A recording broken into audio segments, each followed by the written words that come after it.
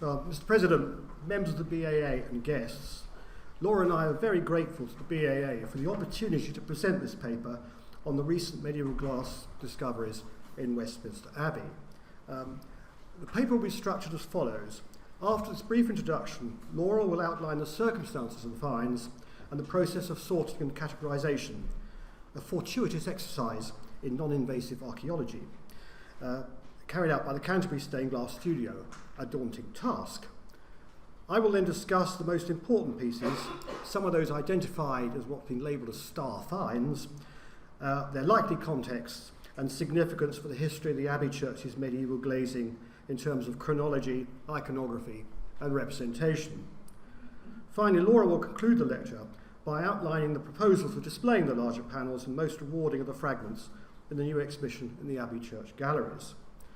This is very much work in progress, so observations made by the cognoscenti gathered here will be most welcome.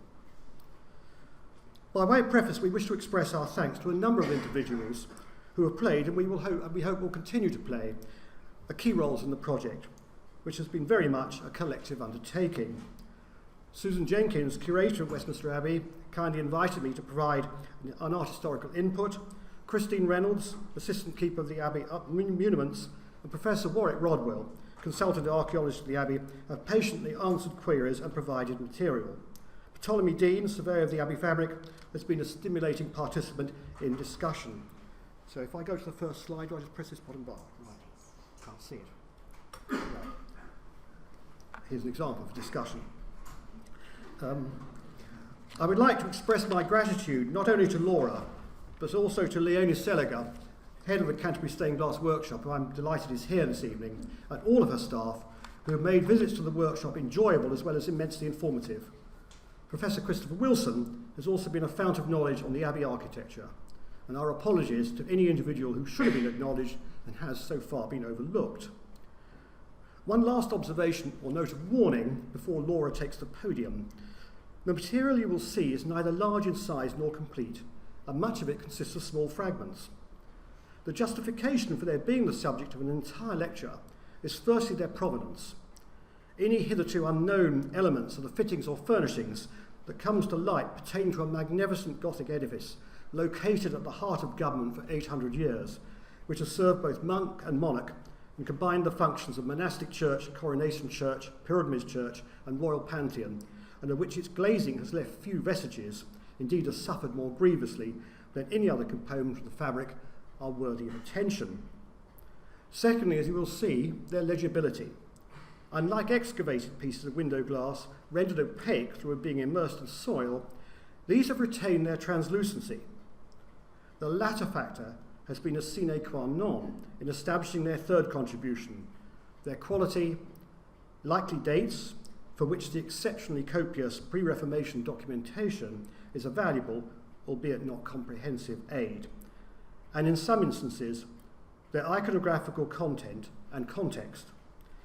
And now over to Laura, who, as you will see, combines the patience of Job with the eyes of a hawk. Sorry. Hello. So as Richard has said, it's the work that the Cathedral Studios carried out on the sorting and recording of the glass finds that I'm going to focus on. But first it might be useful to go back a bit. The project arose due to the creation of the Queen's Diamond Jubilee Gallery, which is due to open in 2018. Before work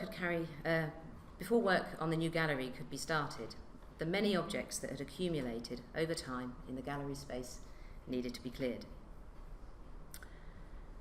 Some of the objects cleared were these 13th century grisaille stained glass panels.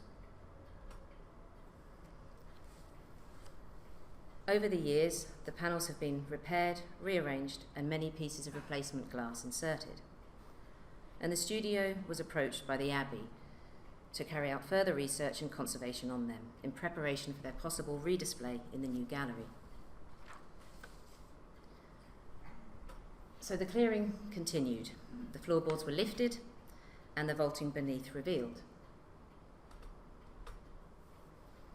It was discovered that the pockets created by the vaulting beneath had been filled with rubble, and this rubble also needed to be cleared. Many different types of objects were found, such as carved stone, letters, bone, newspapers, but also some stained glass fragments. Here we have a picture of some of the first finds that were coming out. It's taken by the team of archaeologists doing that initial clearing. In total, around 3,500 rubble sacks of debris were cleared. The contents of the sacks were then sorted, and the different types of objects were separated out. So this is what we received. Lots and lots of bags of glass fragments. Most of the bags had been labelled up, showing a find location which corresponded to the bays of the vaulting beneath. But where to start? We knew that the Abbey were keen to reuse some of the fragments to make a new window, and the glass of historical and artistic value needed to be separated out for possible incorporation into the new window or for display in the new gallery. And perhaps some of the missing pieces of the glass from the 13th century grisaille stained glass panels we now had in the studio may also be found. This being a very different type of project that the studio typically handles, we sought advice from the archaeologists dealing with other finds and carried out a number of test runs. This was vital for us to develop the correct methodology for handling, sorting, photographing and recording the finds. So it was discovered that the contents of the bags, it was decided that the contents of the bags would be sorted into these 5 categories. During the trials, we noticed that some of the bags, along with their find locations, were also labelled with a find date, and we felt this was important archaeological information to retain. So in total, there were 47 find locations, and with the addition of the find dates, this gave 86 groups of finds that needed to be individually sorted into the 5 agreed categories. So the sorting began. Each fragment was dusted down and allocated a category. It was then laid on a light box and photographed. There was quite a lot of unpainted fragments from plain glazing, and a lot of pieces that were too small to be useful. But also many pieces of painted glass.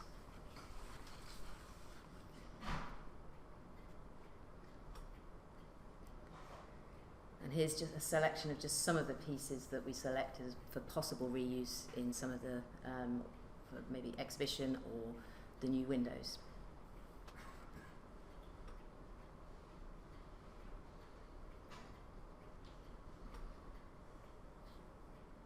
And at the bottom of this image, you can see some of the fragments that have been selected as star finds.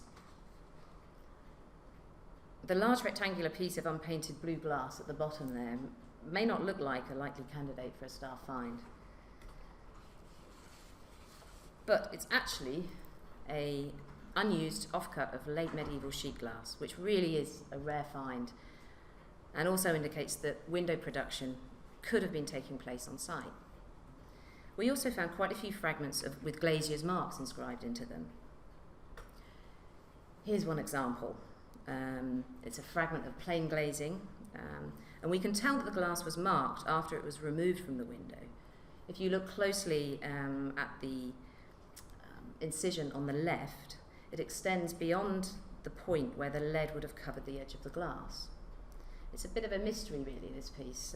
It does look like it's some sort of working out by a glazier. Another discovery of glazier's marks was on this piece. On the reverse, you can see a sketch with measurements of a stained glass panel, which does look suspiciously like a panel belonging to the north rose window at the Abbey.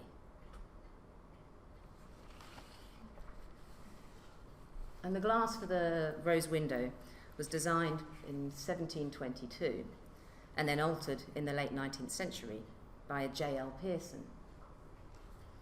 And it just so happens that we found this fragment with the inscription J.L. Perhaps this was written by the very same J.L.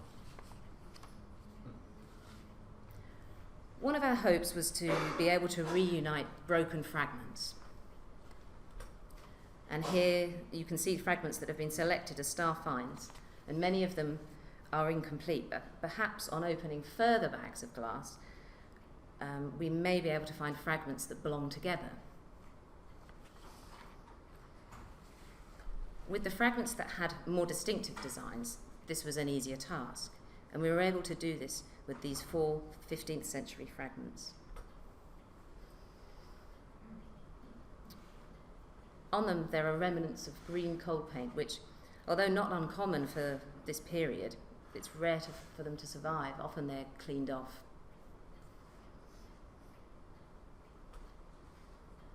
These 14th century fragments were also reunited and show evidence of large-scale heraldic glazing.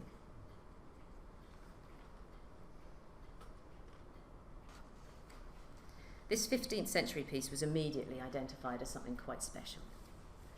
So it was particularly satisfying that we were able to find 7 other fragments belonging to it. But we haven't managed to find that one missing piece, which is really frustrating.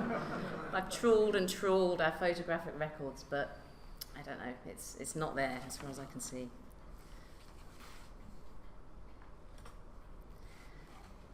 So searching for the related fragments became a kind of memory test. And of course some did slip through the net, and this griffin is a good example of that. Its tail, not being so instantly recognisable as something special, had already passed through the hands of the sorters and been put into the wrong category.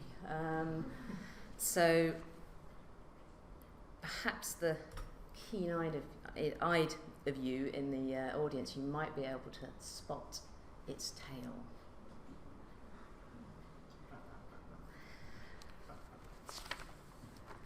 So, but with the aid of Photoshop, we were able to rectify this,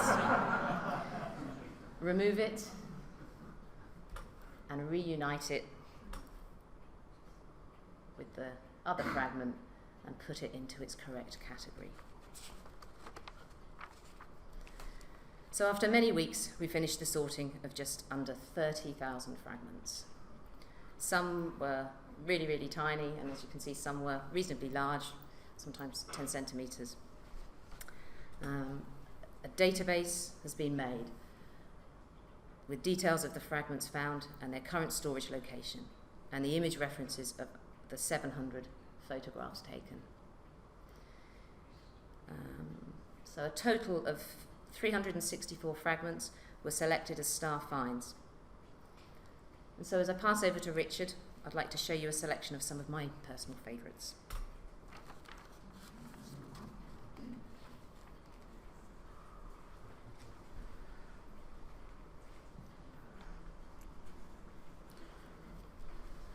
Thank you, Laura. One of the joys of working with conservators is they always surprise you, even when you're doing something with them.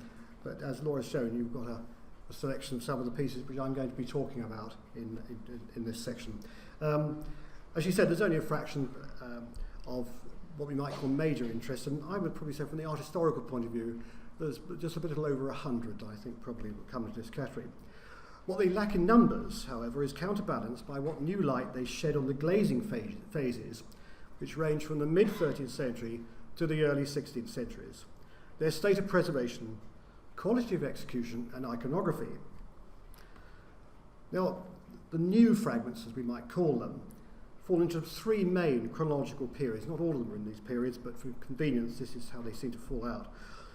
One is around 1246 to the 1280s to 1290s, and is obviously related to the building and glazing of the completed parts of Henry III's new church, i.e. the choir, transepts, and 5 easternmost nave bays.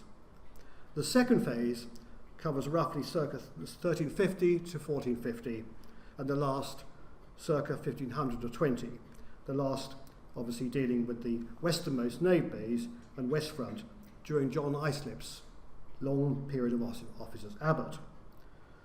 So, and for the most part, unsurprisingly, these new pieces can be related to the successive building, or more accurately, rebuilding of the abbey phases, of the rebuilding of the phases, which are shown on the guidebook, which is there a pointer somewhere? It's This. for a mouse. Oh, that's right, yeah, a mouse, yes.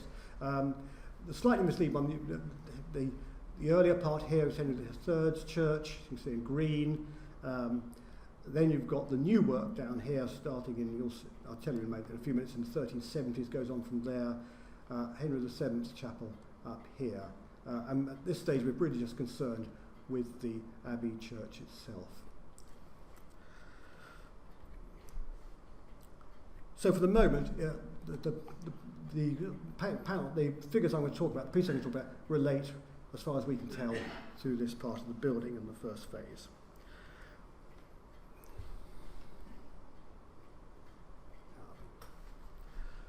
As this illustration shows, and many will know, of course, the fenestration of the Abbey church at ground level and clerestory level, apart from the transept facade walls and the later west front in Henry VII's chapel, comprises the same design of two lights and an oculus, with variations in size.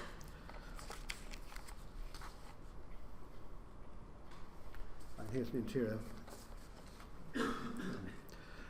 Let's deal with phase one, the 13th century, say around 1246 to 1280s and 90s.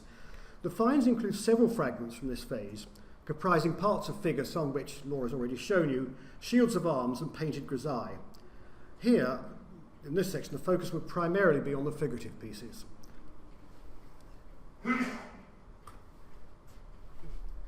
This is, as many of you will know, this is what we already have. And the figural pieces, as I hope to show, will relate to those. With one exception, the pieces we have comprise drapery, which by their scale came from historiated windows and can be grouped with the 7 extant medallions recently conserved in Keith Barley's workshop, which you see here and in the next slide, depicting a miracle of St. Nicholas, the beheading of a male saint. The garment suggests St. Paul rather than John the Baptist, but it's not absolutely certain. The stoning of Stephen, the massacre of the innocents, the resurrection, ascension, and Pentecost, i.e. probably remains of at least 4 and probably 5 windows. The identical beaded and ruby frames and the few original heads show that all 7 were executed in the same campaign, probably by the same workshop. And this is the Pentecost and Ascension. These panels, as you can see, were originally linked, and together with the resurrection, must have come from either a Passion or Life of Christ window. If the latter, the Massacre of the Innocents panel would have been part of it. Now these panels, as I think most of you will know, can be related to the surviving accounts of the period published by Howard Colvin. In 1253, between 2 in December and 13 and 15 glaziers, as well as smiths and plumbers, were employed weekly between February and July. 3 glaziers are named: Lawrence, Edward in 1253, and William in 1272. And large quantities of both white and coloured glass were being purchased.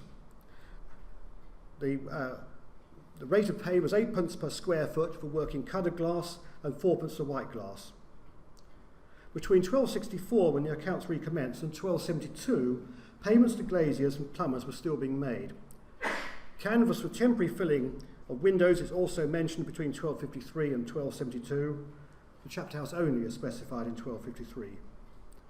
The last entry from February 1271 to February 1272 refers to certain windows to be filled with canvas in the church. In other words, at the king's death, the glazing was unfinished.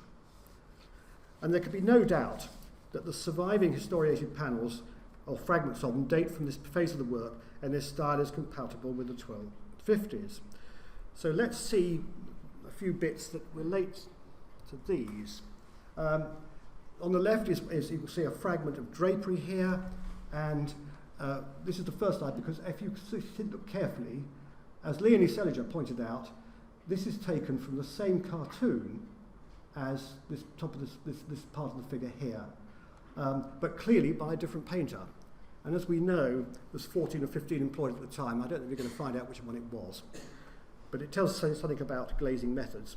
And so it's a rare example at this date to find two panels from different windows using or employing both the same cartoon, or at least part of it, because presumably the fragment on the left came from a different kind of composition to the main Pentecost scene.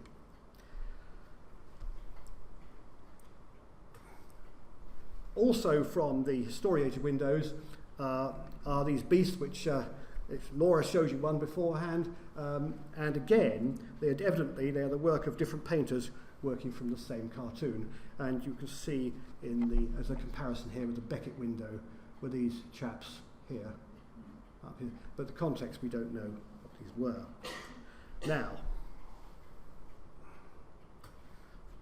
then we come to arguing probably the two best, certainly the best of the early panels. There's quite a few bits of drapery, but here you've got on the right this absolutely lovely tonsted head and this piece of this garment of blue drapery, and I think they probably go together, as we know that in medieval glass, blue represents black in earlier medieval figurative glazing, indicating a monastic habit. So together with a head, a narrative panel or panels depicting Benedictine monks is likely. The evidence of a chapel dedicated to St. Benedict, the order's founder, in the south transept might support this hypothesis. And the chapel was this one here. This raises the question of the original location and composition of the extant historiated panels. Letherby suggested that all 7 may have been concentrated either in the south transept in the area I've just indicated, where they would have been visible from Henry III's pew at gallery level on the west side, or in the detached Lady Chapel to the east of the church, on the site of Henry VII's chapel now. If, however, the supposed St. Benedict window lit the south transept chapel dedicated to him, it is also likely that the panels depicting the martyrdom of St. Paul and the miracle of St. Nicholas were originally in one of the windows in their respective axial chapels. And the St. Nicholas one was here, and St. Paul one of these, I think it's just over here, one of these two this side. A similar argument for the original locations of the other medallions, the stoning of Stephen, the infancy or passion cycle, cannot be made, and the east windows of both transepts remain a possibility. As for their composition,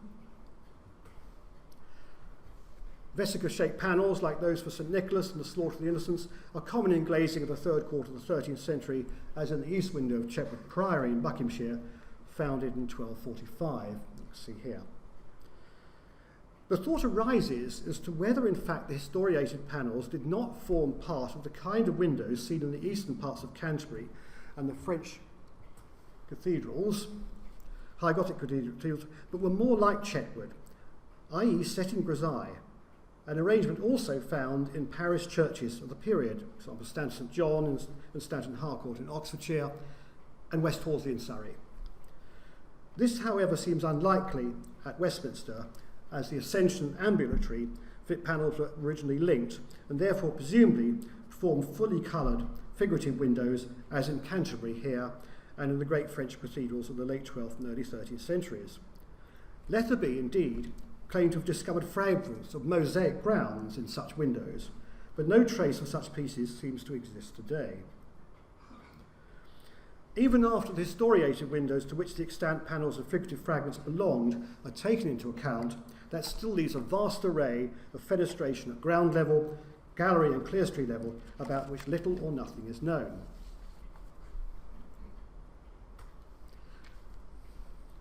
Sorry about the quality of the image on the right. While Letherby had nothing to say about the possible glazing of the gallery windows, no doubt having in mind the great French cathedrals such as Reims, like Westminster, a coronation church, he claimed to have found amongst the medley of fragments collected in the apse clerestory, of which more later, fragments of large crowns which he considered to be of mid-13th century date and belonged originally to these windows. Also an incomplete letter R, which he took to be from a label including the word Rex. Alas, Laura and I are talking about finds. We're now going to mention a non-find or an unfind. No traces of crowns of this period were identified by Emma Wolfrey in her excellent 2015 MA dissertation on the apse glazing, and I'm indebted to her for a copy of this. Neither have any crown pieces of this period been identified amongst the recent finds. Two fragments of similar initials to the stem of the letter R occur amongst the recent finds, but their date and context are, however, uncertain. I'm inclined to believe they are more likely to be a 14th than 13th century date. Even though there must have been more historiated or figurative windows, especially in chapels and over altars, the substantial purchases of white glass in the accounts show that much of the glazing of this phase was non-figurative and in white glass, enlivened by touches of colour. As Laura has shown, some have survived in the form of 4 panels, 3 with borders and enlivened with coloured glass, found in the easternmost window of St Nicholas Chapel, the southeastern apsidal chapel, just shown on your extreme left, this one here. And this window, you can't see here, was obviously blocked when Henry VII's chapel was built. Now, the extent of grisaille glazing in 13th century great churches has tended to be underestimated, not least because of the predilection of 19th century restorers and antiquaries for the preservation of figurative glass. But it is evident from other great churches such as York Minster and the cathedrals of Lincoln and Salisbury, which retain or are known to have had quantities of 13th century grisaille glass. And back to these panels before conservation has done them. So this is one set of them, and this is the other set. And the bottom right is, as I think Laura showed this, one of the finds, which you can clearly see is the same design as the framing up here. As so much early grisaille has been removed from its original location, it is not always easy to reconstruct its former relationship with figurative glazing. However, in one of the early 13th century radiating chapels, St Mark, sorry about the quality of the image, but it was a very dark day, of Troyes Cathedral in France, the outer pair of lancets filled with ornamental grisaille framed the 3 central lancets with their 19th century historiated glazing, imitating the early 13th century. A similar arrangement may conceivably have occurred at Westminster, albeit with different fenestration, and might explain some at least of the grisaille in St Nicholas Chapel. The western pair of radiating chapels are lit by 3 two-lights windows. The eastern pair, i.e. including St Nicholas Chapel, have 4 windows, necessitating some modification if this was the scheme.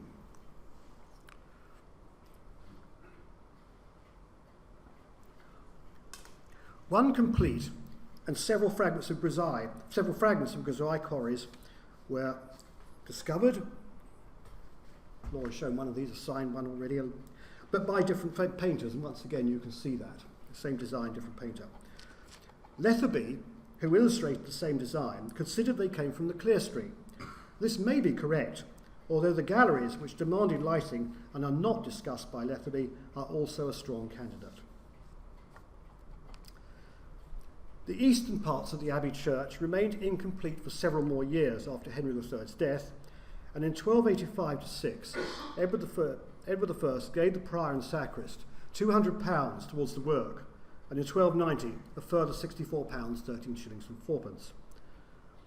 That this may have covered glazing is perhaps indicated by 2 border fragments found recently in the vault cells. 2 border fragments, grisaille quarries and other pieces with climbing stems and naturalistic leaf form, very different from any other finds, which could well date from the early years of Edward's reign. But like so many of the fragments, their original context is unknown. To hazard a guess, and assuming the glazing programme progressed from east to west, perhaps these pieces came from a window or windows at the eastern nave bays. Wherever they were located, they represent a distinct shift away from the original glazing pattern. And yet again, you can see here, they provide an example of different hands working from the same cartoon. Turning now to phase 2, circa 1350 to 1450. The fragments of this period are few in number. but include arguably some of the most important and certainly most unexpected of all the finds. Finds which appear to relate directly neither to the contemporary records, which are not numerous, nor the fabric. Construction of the Abbey church ceased with Henry III's death, and it was not until 1376 that the foundation stone for the replacement of the last 7 west bays of Edward the Confessor's church was laid. Henry Yeaverley, the royal architect, took charge in 1387, and by the time of his death in 1400, the aisle walls and most of the arcades were complete. When Henry V died in 1422, the gallery was finished and the clerestory in progress. There can, however, have been very little scope for glazing in the church for over a century, apart from repairs or replacements of existing windows, some of which is documented. Work was, however, carried out in the period on the monastic domestic quarters. In 1375-6, John Payable glazed the Abbot's Hall. Some of his craftsmanship still existed in 1925, when Lethaby's Westminster Re-Examined was published, with 2 very small drawings of a saint and the initials of Abbot Nicholas Littington in quatrefoil tracery lights. I've made inquiries, but regrettably this glass has not survived. But a fine fragment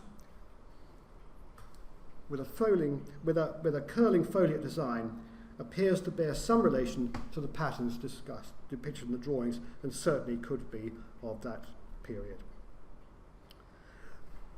I had to show this fragment of a woman, which also I think dates probably from the 3rd quarter of the 14th century. I felt her decollating attire is rather surprising to find in a monastic establishment, but pity we haven't got more of her. And unfortunately the architectural context of neither is known. The other pieces from this phase date from the 15th century.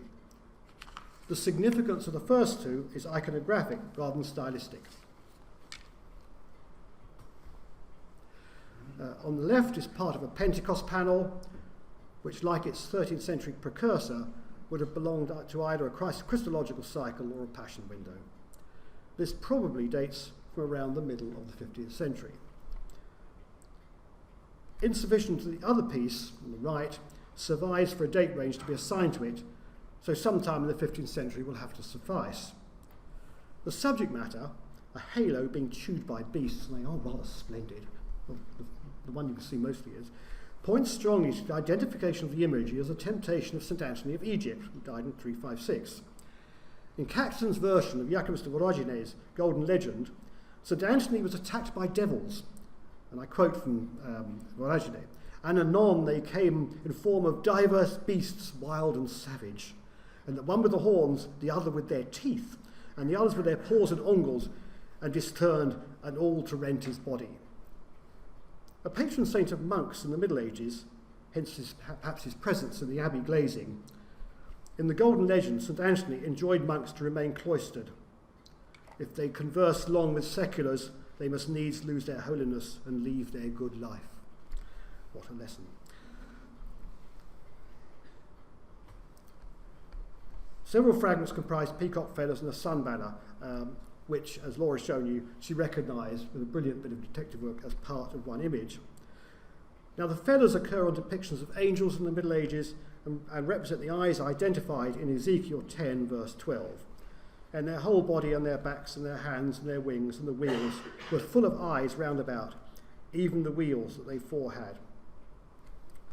And if we look at some comparisons here, on the left you have a cherubim from Martum, on the right, I'll come to that in a minute, in the middle the Westminster fragments, and on the right the key, obviously, to the Westminster fragments. York All Saints, North Street, this window of the 9 orders, and you can see here you have a banner with a blazing sun, very like this, and you can see this is from a banner because you can see the starfish as well. So I would suggest that what we're looking at here is a 9 orders window.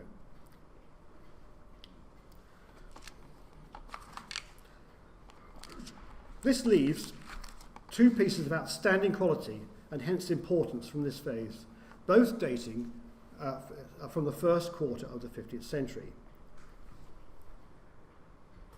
Now you saw this earlier, Leonie, Laura showed this. The first is fairly complete and very high, complete and very high quality bearded head, probably of a prophet, which Leone Seliger recognised as being so close to the heads of the series of kings in the great west window of Canterbury Cathedral, glazed between roughly 1396 and 1400, that it must have been executed by the same glazier, a craftsman of great ability and at about the same date. And here's a comparison of the two heads.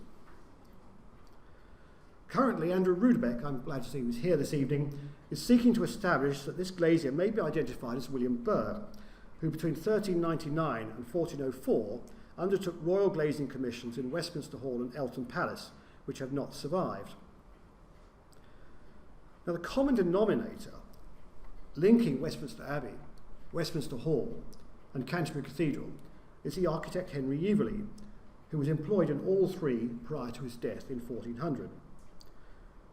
It seems likely, therefore, if you've got Yeaveley, you've also got this glazier, but not, one suspects, for a bargain price of 2 for 1. Whether or not the prophet glazier can be identified as William Burr, Leone's association of the head with the Canterbury west window is of transcendent as well as translucent significance. Conceivably, the prophet painter was based in Canterbury, but the new discovery suggests that London/Westminster is more likely. While the capital obviously was a major centre of glazing activity from at least the 13th century, and the Glaziers Company of the city was in existence in 1328, the dearth of any surviving glass, major glass, prior to the early 15th century, which can be linked with London craftsmen, has negated any assessment of their contribution. As a consequence, the study of glazing around 1400 has largely focused on Thomas Glazier of Oxford, some of whose work survives at New College and at Winchester Cathedral and College, and John Thornton of York and Coventry. York Minster, East Window, is obviously his major work, as the leading exponents of the international Gothic style in the medium of glass. The prophet head and the next piece to be considered are thus provide key evidence that the London Westminster glaziers were in the van of glazing developments at the beginning of the 15th century. And this is, that was just to show the west window of Canterbury, and it's this row of kings up here. And this very sensitively drawn, as we can see, head of the Virgin, which by her mournful expression formed part of a crucifixion scene, which is still in the International Gothic mode, but probably slightly later in date than the prophet, perhaps around 1420 to 1430. It is the work of a different painter from the prophet head, but one just as highly accomplished. If the suggested date span is correct, the head could date from 1426 to 7, when John Prout, subsequently King's Glazier, is documented as working at the Abbey, as he was again in 1444 to 5 and 1449 to 50, and whose workshop was in Westminster. This, however, is no more than speculation at this stage and requires careful comparison with Proud's only surviving known commission, the glazing of the Beauchamp Chapel at Warwick, and that was from the 1440s. Another possible candidate is John Seeley, described as a servant of the Abbey, who in 1434 was granted a rent-free property, a suit of livery and an annual coronet in return for work as glazier to the sacrist. The other obvious question which arises is the locations of the two pieces. The demolition and replacement of the 7 western bays of Edward the Confessor's Church, on which more shortly, commenced in 1376, but proceeded in fits and starts, and from the accounts was insufficiently advanced for any glazing to be done there prior to the 1460s. Reglazing in the eastern parts of the church is a possibility. Also windows in the claustral buildings, but further investigation is required. And that brings us to phase 3, the abbacy of John Islip, abbot between 1500 and 1532, and I'm going to be talking about the first 20 years, 2 decades of his period of office. But I have to say at the outset, you'll see in a minute, after the highlights of the previous period, the fragments from the last phase do not exactly set the pulses racing, as you'll see in a minute. Nevertheless, they have value, not least from the point of view of technique and the resulting visual impact.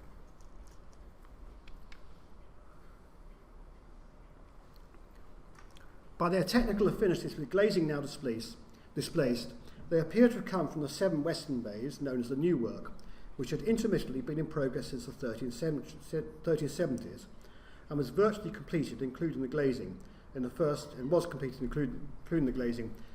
20 years of John Islip's energetic 32-year reign.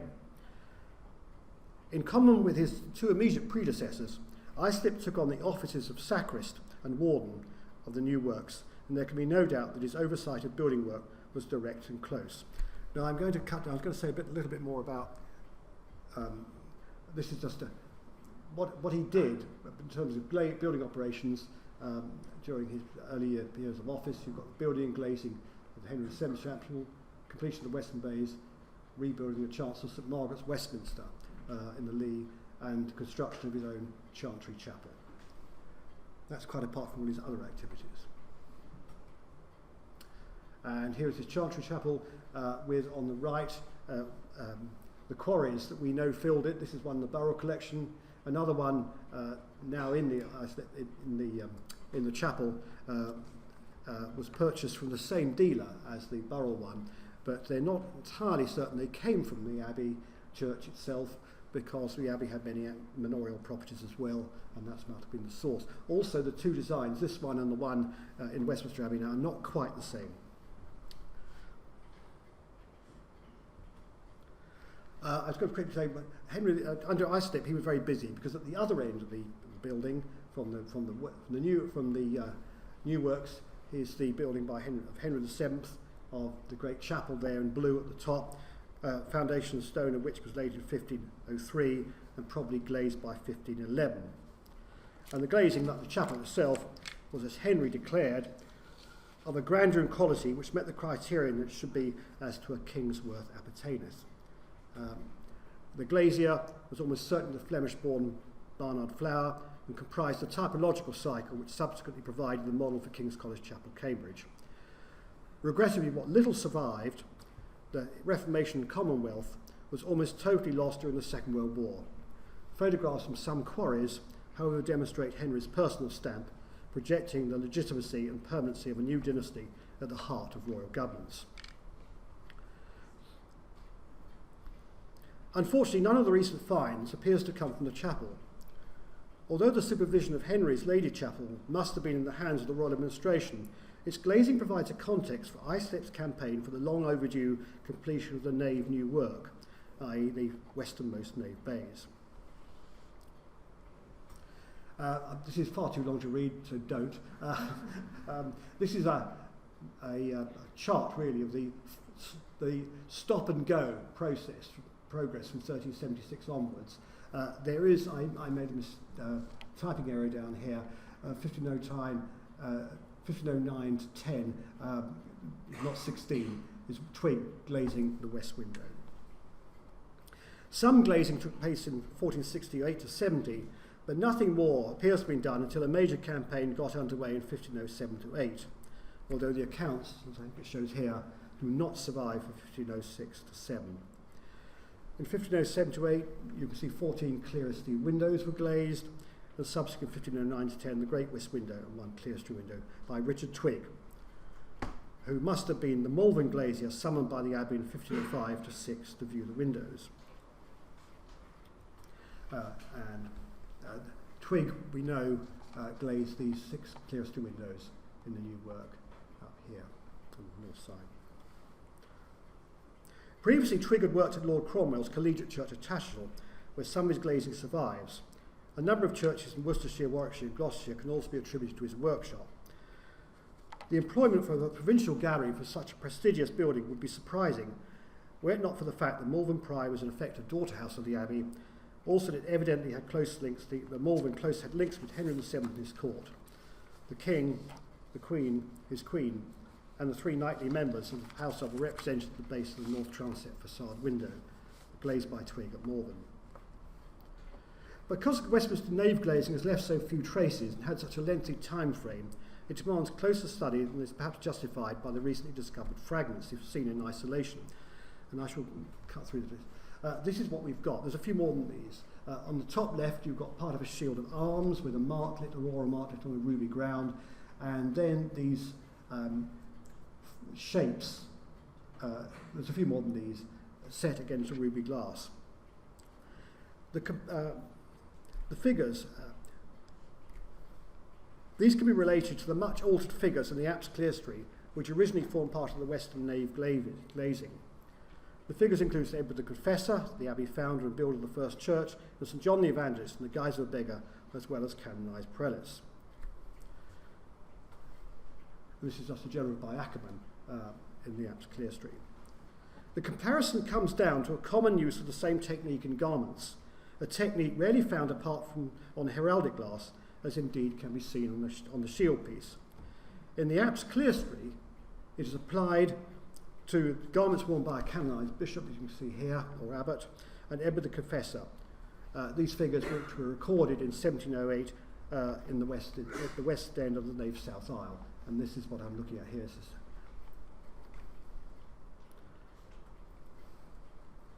Now, hitherto, if it was desired to have garments of more than one colour, each one had to be separately leaded. As you can see here, this is Prudd's work at the Beauchamp Chapel, these jewelled figures here, and so and so. A laborious process which reduced clarity. The exception was yellow stain, the application of silver sulphide, which enhanced the translucency of windows by reducing the leaded element and permitted greater freedom of composition. And this is here, you've got yellow stain around the halo as well. When applied to white glass, the silver sulphide turned yellow, and when used on blue glass, it turned green. And you can just see some of the green here on the robe of the St John. Both separate leading for each colour and the use of yellow stain and white and blue glass are employed on this figure of St John of Bridlington. At Westminster, a different process is used. The ruby glass, which is only a surface layer, is carefully abraded to the required design. This is from the back of it. They've cut out, in other words, the pot mellow colour. Yellow stain is applied and toned down with fired paint without the need for leading. The result is greater clarity and dexterity in design motifs. And again, going back to you can see it here on the pilgrim figure and here on this figure here. The technique does not appear to have widespread use. At least one or other occurrence at Yarnton in Oxfordshire, and I'd be pleased to hear of any more. So I showed this because it's rather clearer. You could see the motifs, which some think could be initials on these garments. Yarnton on the left, you can see the same techniques used here. And on the right, this is a fragment from Long Melford, it's more usual application when you've got heraldry, where you just braid out and put the figure in. The point, and what they're trying to do, is to replicate the sumptuous garments worn by late medieval individuals of rank, as portrayed on the right by Conrad Witz in this panel of circa 1435. The point to be made is that although far from seeking to imitate or match the fashionable expertise of the Flemish creators at the windows of Henry VII's Lady Chapel at the East End, nonetheless, through colour and translucency, colour and embellishment, the Glazes were making a monumental translucent statement, one entirely appropriate for an edifice of the status of Westminster Abbey. If it was not a case of as to a king's work appertaineth, as in Henry's bequest for the new Lady Chapel, at least it could justifiably be adapted as to a royal abbey appertaineth at the heart of government. The fragments related to the apse figures show that there are once more than the 6 there now, which, as I mentioned above, are ex situ.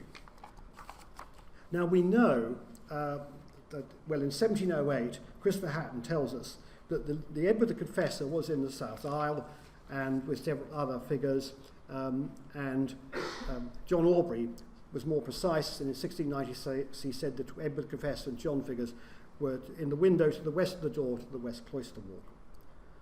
Other early sources recorded the figures of Richard II with his White Hart device in another south aisle window, and in 1704 Edward the Black Prince in the same aisle west window, where it still remains, albeit somewhat restored, and you can see on the left. The nave's south aisle glazing therefore includes a series of English kings and prominent princes, which for Henry VII by association could have provided a visual manifestation of continuity and legitimacy. The identities of the figures in the other clerestory lights are uncertain because of their condition. One is an apostle, and another a canonised bishop, the last a pair of male saints. Presumably they all came from somewhere in the nave. The apostle and canonised prelate perhaps belong to a series of windows depicting saintly hierarchs and their apostolic precursors, i.e. a counterpart to the English secular rulers in the South Isle. To what extent, however, there was an iconographical blueprint that throughout the western nave bays remains an open question. The contents of the North Isle windows are totally unknown, and the descriptions of Hatton Nullers are vague in the extreme elsewhere in this part of the church. That glazing was carried out in the new work in at least 2 phases, separated by more than 3 decades, militates against a unified thematic programme. Although the concentrated glazing of all the clerestory windows in 1507-08 by Richard Twigg suggests that there at least a single scheme existed. Now, comparisons though with surviving Westminster panels with glazing elsewhere associated with Twigg reveal no stylistic affinities.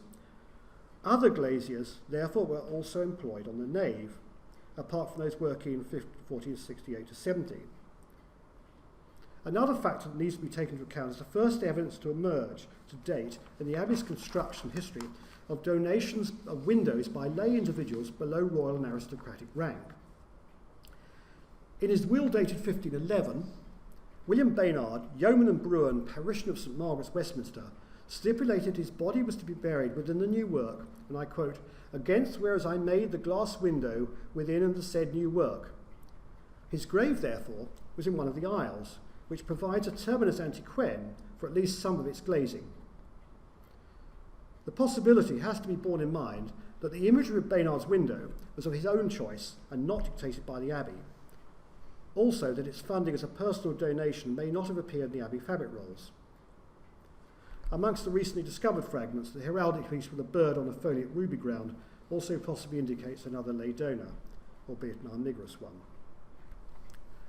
When Islip died in 1532, he could not have envisaged that within 8 years, the institution over which he presided for more than 3 decades would cease to exist. The huge investments in the fabric made by Henry III and Henry VII were followed by the policy of the latter's son, which led directly to the destruction both of the Abbey as an institution and almost all of its glazing. In 1540, the Abbey was dissolved. The windows suffered almost immediately. In 1547, the imperial ambassador to the region of the Netherlands noted that for the last 2 days, these images have begun to be taken down and cast away at Westminster, and they will not even leave room for the glass. In 1643-4, the damage was probably even more wholesale. The parliamentary committee ordered that the pictorial material should be removed, and in the summer and autumn of 1645, Henry VII's chapel was glazed with white glass. The collective result of both phases of destruction has been the fragments and displaced panels we see today. And Laura will finish by outlining the proposals to display the medieval glazing.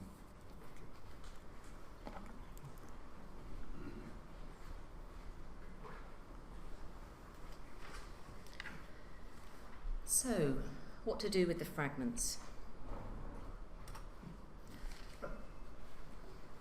It's planned that some of the 13th century grisaille panels and some of the star finds will be displayed in the new gallery. And we're currently working with Ptolemy Dean Architects and the Abbey to create 2 new windows. And these will be located in the link bridge that will give access to the new galleries.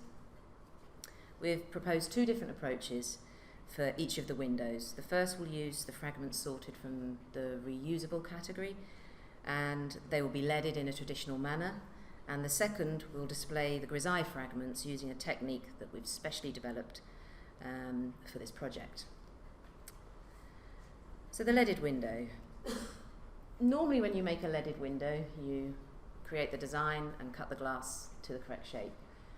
But as this is a fragment window, we're going to be, the design is going to really be dictated by the shape of the fragments. In the past, glaziers may have felt comfortable nibbling edges and trimming things to the correct size, but now conservators working to current ethical codes, that's really a no-go area. You may be obviously destroying evidence or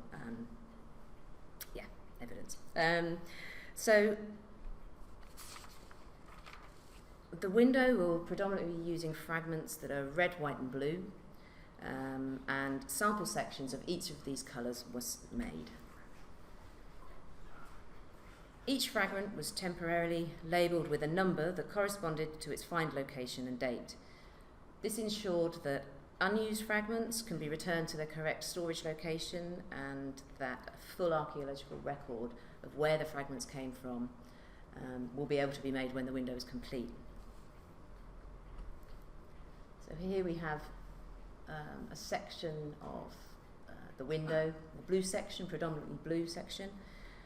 You can see that the pieces are being carefully arranged to try and minimise the gaps between each fragment, to minimise the thickness of the lead that ultimately will be positioned there. So when the arrangement was decided, a clear sheet of glass was painted with black lines to imitate the required position and required thickness of the lead. And the glass was then placed on top to give an idea of how it will look when it's leaded into the window.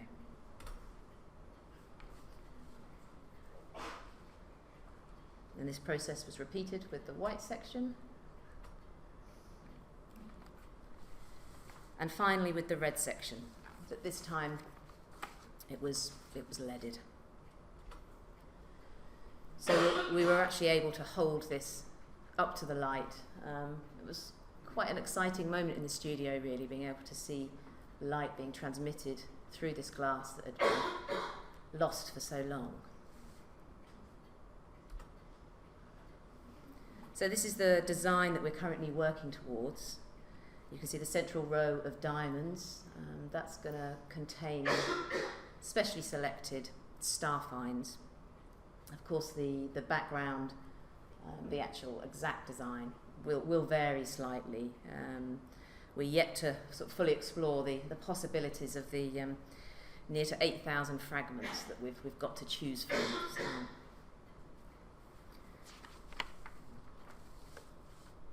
So on to the grisaille fragment window. We knew from the database that we had just under 4,000 fragments that we could possibly include, and that the window would be larger and bay-shaped. And it was agreed that the grisaille fragments should be positioned in the outer rectangular quarries, so positioned around this edge, on each of the 5 openings. And to aid us with retaining the archaeological information of the fragments, it was decided that fragments from only one find location and date would be positioned within each of the fragments, within each of those rectangular quarries. So drawing on inspiration from existing grisaille windows, we again started to carry out trials. We've got one of the grisaille fragment panels that we had in the studio there that was found up in the gallery space, and on the right a grisaille window from Salisbury Cathedral. Something that we really wanted to retain was the inclusion of small amounts of colour. That was very important to retain that in the new window.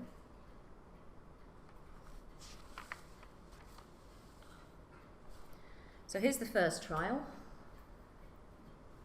We used the same process with the black line on the glass to be able to give an idea of what it would look like when it's leaded. So this trial, the intention was that this window would be a leaded window. Some of the fragments, obviously over time, have become rather dark, so we inserted modern lightly tinted glass to fill the gaps between the fragments. But perhaps not the most inspiring of designs, really. This technique has been used before, and probably more successfully. the fragments all come from, well, not all, but they're of different design, and they come from a number of different windows. So really, by leading these together, we're sort of at the risk of really creating quite an arbitrary design that perhaps doesn't really make sense. So why not dispense of the lead and the insertions of the modern glass and display the found glass as a collection of fragments? We created a shallow rectangular box in clear glass and placed the fragments inside, with a view that these individual components would be leaded together to form the outer rectangular quarries of each of the window openings. This technique, however, created a very heavy design. And the problem with the idea was not purely aesthetic. Due to the varying thickness of the fragments and some being quite undulating, the interior of the box needed to be about 5 millimetres deep. So inevitably, when held vertically, some of the smaller fragments moved from their correct position. There you can see. So this movement could cause damage to some of the fragments, to the glass, and also to the painted surfaces. This is far from ideal from a conservation point of view. So it was back to the drawing board, and it was the record photography taken during the cataloguing stage that held the answer. When we were taking the photographs, we kept a small amount of space between each of the fragments, when each of the fragments was sort of being laid down flat onto the light box. And it was this lightness and space that we wanted in the window. But how to achieve that vertically without the fragments moving? So with the aid of modern technology in the form of water jet cutting, we were able to create the negative space made by the fragments in clear glass. Such shapes are uncuttable with a traditional glass cutter. So the fragments were arranged to fit within the rectangular quarry sort of size, and then holes were cut using the water jet process in a sheet of 5 millimetre thick clear glass. Each fragment was then placed in this hole and secured in with small anchor points of clear silicon.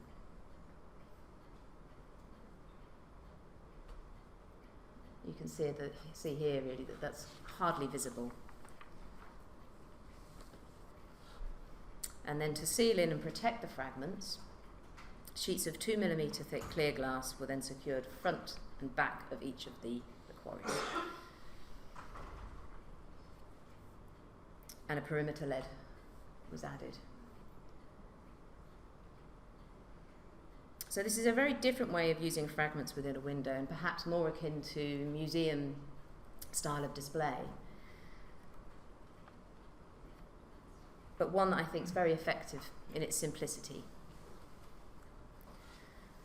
So I'll end this lecture on the proposed designs for the new windows for the Queen's Diamond Jubilee galleries. And I hope this lecture has given you even just a glimpse into the discovery of the lost medieval glazing of Westminster Abbey.